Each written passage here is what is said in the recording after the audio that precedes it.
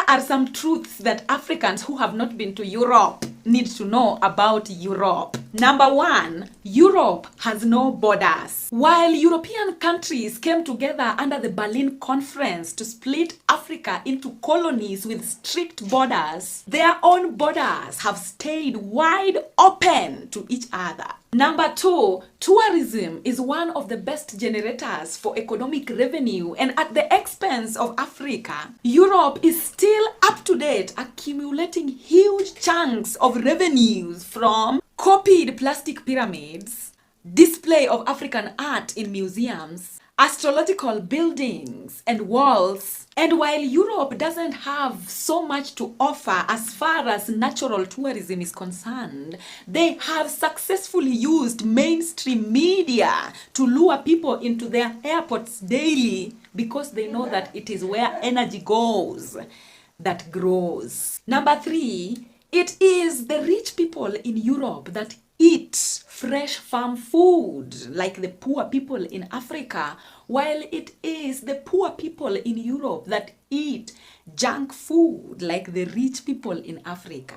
In Africa, it is mostly the rich that deal with issues obesity, while in Europe, it is mostly the poor that deal with issues obesity. At number five, in Europe, they live by the slogan of pay as you live because they have no ancestral lands. Average people have to work 2 to 3 jobs just to be able to afford the bare minimum. If you can't pay to live, unlike in Africa, in Europe you have no ancestral land to go back to. Therefore, homelessness in Europe is like the order of the day.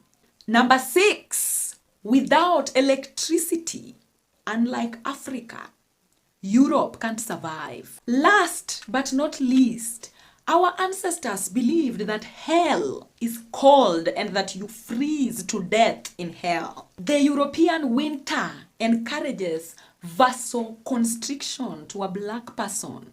That is brain fog that causes depression. But the saddest news was learning about the heat wave caused by most streets being majorly concrete. So during summer, the concrete absorbs so much heat that people fall dead on the streets. A lot of Africans who have not been to Europe think that them making it to Europe will mean them making it in life. But you are in for a rude shock. Because the American dream, the European dream, is only but an illusion that most Africans who are abroad don't want to tell you the truth about. A lot of rich Africans leave being rich in Africa to go be poor in Europe. I beg, if you know what's best for you, stay in the Garden of Eden.